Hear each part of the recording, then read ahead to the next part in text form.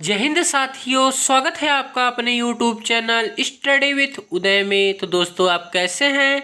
आशा करता हूं कि आप बहुत अच्छे होंगे और अपनी पढ़ाई कंटिन्यू कर रहे हैं। तो दोस्तों, आज इस वीडियो में हम अध्ययन करने वाले हैं सूचना की परिभाषा, प्रकृति और विशेषता को स्पष्ट कीजिए। दोस्तों, यह एक प्रश्न है। इस वीडियो में हम सूचना का अर्थ एवं परिभाषा, सूचना की प्रकृति और सूचना की विशेषताओं का विस्तार से अध्ययन करेंगे। तो दोस्तों, वीडियो में अंत तक जरूर बने रहिएगा। तो दोस्तों, सूचना को परिभाषित करना काफ़ी कठिन कार्य है। सामान्यतः तथ्य, ज्ञान, आंकड़े, विवेक आदि शब्द इसके समानार्थी रूप में प्रयुक्त हो रहे हैं।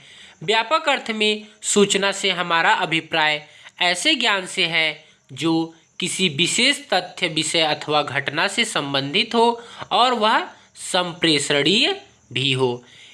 दोस्तों, सूचना एक व्यापक शब्द है।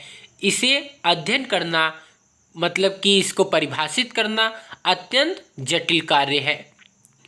सूचना को परिभाषित करने का जो प्रयास विभिन्न विद्वानों ने किया है, उसके आधार पर यह निष्कर्ष निकलता है कि सूचना की कोई सर्वमान्य या सार्वभौमिक परिभाषा नहीं हो सकती। मनोवैज्ञानिक अवधारणा के अनुसार सूचना को मानव मस्तिष्क का उत्पादन माना जाता है। मानव मस्तिष्क का बहुत ही चंचल होता है। मानव मस्तिष्क कैसा होता है? तो बहुत ही चंचल होता है। हमेशा नए नए विचार उत्पन्न होते रहते हैं। ये विचार मूर्त अथवा अमूर्त किसी भी प्रकार के हो सकते हैं। जब भी कोई मनुष्य सोचता है तो उसके मस्तिष्क में विभिन्न प्रकार के विचार, तथ्य, कल्पनाएं, प्रतिबिंब, प्रतिरूप, अनुभूति, संवेदना, उत्तेजना आदि उत्पन्न होते हैं जो सूचना उत्पन्न करने में मदद करते हैं। दोस्तों, जब भी कोई मनुष्य सोचता है तो उसके मस्तिष्क में विभिन्न प्रकार के विचार जैसे कि तथ्य, कल्पनाएं, प्रतिबिंब, प्रतिरूप, अनुभूति, संवेदना, उत्तेजना आदि उत्पन्न होते हैं।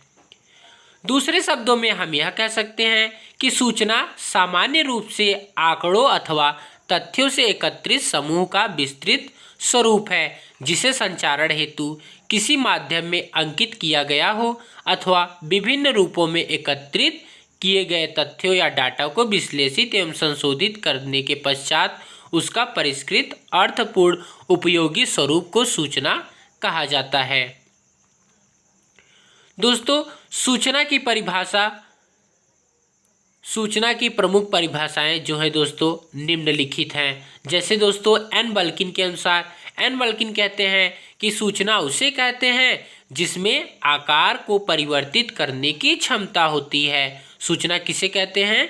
तो जिसमें आकार को परिवर्तित करने की क्षमता होती है उसी को सूचना कहते हैं। ई हाफमैन के अनुसार, तो दोस्तों ई हाफमैन कहते हैं कि वक्तव्यों तथा तथ्यों अथवा संख्याओं की संपूर्णता को सूचना कहते हैं, जो बौद्धिक तर्कपूर्ण विचारधारा अथवा किसी अन्य मानसिक कार्य पद्धति के अनुसार धारणात्मक ढंग से परस्पर संबंध होता है। जे बेकर के अनुसार, तो दोस्तों जे बेकर कहते हैं कि किसी विषय से संबंधित तथ्यों को सूचना कहते हैं। क्या कहते हैं? कि किसी विषय से संबंधित जो तथ्य होते हैं उन्हीं को सूचना कहा जाता है।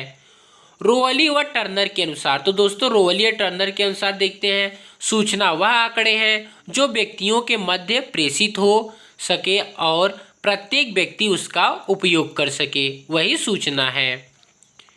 डी बैल के अनुसार, तो दोस्तों डी बैल क्या कहते हैं कि सूचना एक आकार अथवा अभिकल्प होती है जो किसी आवश्यक उद्देश्य हेतु तथ्यों को पुनर्व्यवस्थित करती है। सूचना कैसे क्या होता है? तो सूचना एक आकार अथवा अभिकल्प होती है जो किसी आवश्यक उद्देश्य हेतु तथ्यों को पुनर्व्यवस्थित करती है। दोस्तों, कंसाइज ऑक्सफोर्ड इंग्लिश डिक्शनरी के अनुसार सूचना पद का अर्थ, तो दोस्तों इसका मतलब होता है कि वह ज्ञान जो किन्हीं विशेष तथ्यों, घटनाओं और विषयों से संबंधित हो तथा उसका संप्रेषण किया जा सके, वही सूचना है। नोट बर्नर के अनुसार, तो दोस्तों नोट बेनर के अनुसार देखते हैं, बाह्य जगत के साथ जो विनिमय होता है तथा जब हम इसके साथ सामंजस्य स्थापित करते हैं और अपने सामंजस्य को जिस पर अनुभव करते हैं उसकी विषय वस्तु के नाम को सूचना कहते हैं। सक्रियता एवं प्रभावशाली ढंग से जीने का अभिप्राय ही सूचना के साथ जीना है। और Webster's dictionary of English language के अनुसार सूचना किसी प्रकार से संग्रहित अध्ययन अथवा शिक्षण द्वारा की गई उस बौद्धिक अवधारणा को कहते हैं जो लिखित अथवा मौखिक रूप से तथ्यों, डाटा अथवा ज्ञान पर आधारित हो। हैरट्स लाइब्रेरियंस ग्लासरी एंड रिफरेंस बुक के अनुसार, तो दोस्तों यह एक बुक है और इसके अनुसार सूचना व्यापक रूप में संप्रेषण योग्य तथ्यों का समूह है। सूचना की उपरोक्त परिभाषाओं से निम्न तथ्य स्पष्ट हैं कि सूचना वह डाटा होता है जिसे पुनः प्राप्त कर परिष्कृत किया गया हो। जब तक सूचना का किसी विशेष उद्देश्य हेतु उपयोग न हो तब तक इसे केवल डाटा का बेतरतीब संग्रह ही कहा जा सकता है, अर्थात सूचना का किसी उद्देश्य हेतु उपयोग आवश्यक है। दोस्तों कहने का मतलब है कि जब तक कोई सूचना है और उससे कोई उद्देश्य संबंधित नहीं है तब तक वह सूचना आपकी बेकार है। सूचना ऐसा होना चाहिए जिसका कि कोई उद्देश्य हो। सूचना वह डाटा है जिसे व्यक्तियों अथवा उपयोगकर्ताओं के मध्य प्रेषित किया जा सके तथा प्रत्येक व्यक्ति उसका आवश्यकतानुसार समुचित उपयोग कर सके। सूचना एक संदेश है, एक संकेत है अथवा एक उत्तेजना प्रेरणा हो सकती है। सूचना संचार के लिए होती है और ये प्रापक एवं परिवर्तन या ज्ञानवर्धक की क्षमता रखती है। आगे दोस्तों हम देखते हैं सूचना की प्रकृति। क्या देखेंगे? सूचना की प्रकृति। तो सूचना का महत्व वर्तमान समय में निरंतर बढ़ता जा रहा है। यह देश व समाज के विकास में सहायक है। किसी भी जनतांत्रिक समाज के समुचित क्रियान्वयन अथवा व्यवस्थापन के लिए सूचना आवश्यक है। किसी भी राष्ट्र के चहुमुखी विकास में इसका भूमिका अंतर्निहित है। सूचना की प्रकृति यह है कि वह संपूर्ण ज्ञान परिक्षेत्र में एक तत्व है। डाटा, सूचना, ज्ञान और प्रज्ञा एक ही रचना के क्रमशः भाग हैं जो एक दूसरे को समृद्ध करने में सहायक होते हैं। डाटा से सूचना, सूचना से ज्ञान और ज्ञान से विद्वता या विवेक का स्तर ऊंचा होता है। ये सभी एक दूसरे से क्रमिक रूप से जुड़े हुए हैं। प्रत्येक विषय सूचना के मुख्य भाग से संबंध होता है। सूचना की प्रकृति और उसका महत्व उसके अभिगमों और आवश्यकताओं से संबंधित है।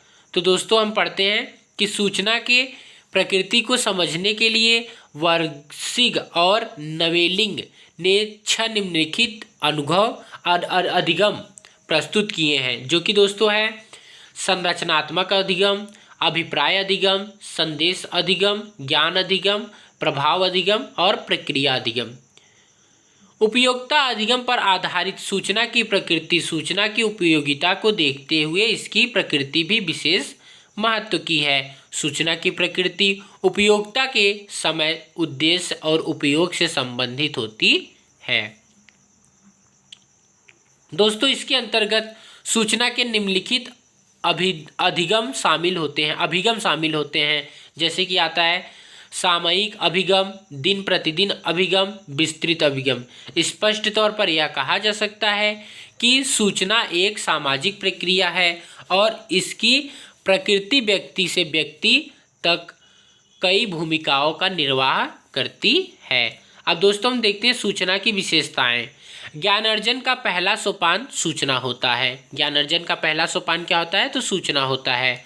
सूचना को उसकी उपादेयता के कारण शक्ति की संज्ञा दी जाती है। सूचना उत्पाद एवं प्रक्रिया दोनों है। सूचना एक परिघटना के रूप में परिलक्षित होती है। सूचना किसके रूप में परिलक्षित होती है? तो एक परिघटना के रूप में। सूचना अद्भुत शक्ति तथा आर्थिक समृद्धि का आधार होती है। सूचना के लोक निष्पादन का एक आवश्यक संसाधन है और सूचना वैज्ञानिक अध्ययन एवं अनुसंधान के लिए अति अनिवार्य होती है। सूचना वैज्ञानिक अध्ययन और अनुसंधान के लिए बहुत ही महत्वपूर्ण होता है। सूचना मानव के प्रत्येक क्रियाकलाप एवं क्षेत्र में व्याप्त होती है। सूचना किसी देश के राष्ट्रीय विकास का स्रोत होती है। सूचना राष्ट्र की राष्ट्रीय संपत्ति होती है और सूचना व्यापारिक तथा औद्योगिक विकास का आधार होती है। तो दोस्तों, इस वीडियो में हमने सूचना के बारे में विस्तार से अध्ययन किया और आपको लिखित रूप में दे दिए हैं, जिससे आप वीडियो को पॉज करके लिख भी सकते हैं और 1 से 2 बार यदि आप इन्हें पढ़ना नहीं चाहते हैं तो कम से कम 2 से 3 बार यदि आप सुन लेते हैं तो आपको ये काफ़ी तरीके याद हो जाएंगे। सूचना के बारे में काफ़ी फैक्ट याद हो जाएंगे, जिससे आप अपने एग्ज़ाम में बेटर कर सकते हैं। क्योंकि दोस्तों ऐसा ही होता है कि जो चीज़ें हम सुने होते हैं वही हमें याद होती हैं, पढ़ी हुई चीज़ें अक्सर याद नहीं होती हैं। तो दोस्तों, वीडियो कैसा लगा कमेंट बॉक्स में ज़रूर बताइएगा। यदि दोस्तों आप वीडियो पे नए हैं तो चैनल को सब्सक्राइब करिए, वीडियो को लाइक करिए और अपने फ्रेंड के पास शेयर करिए। Thanks for watching this video.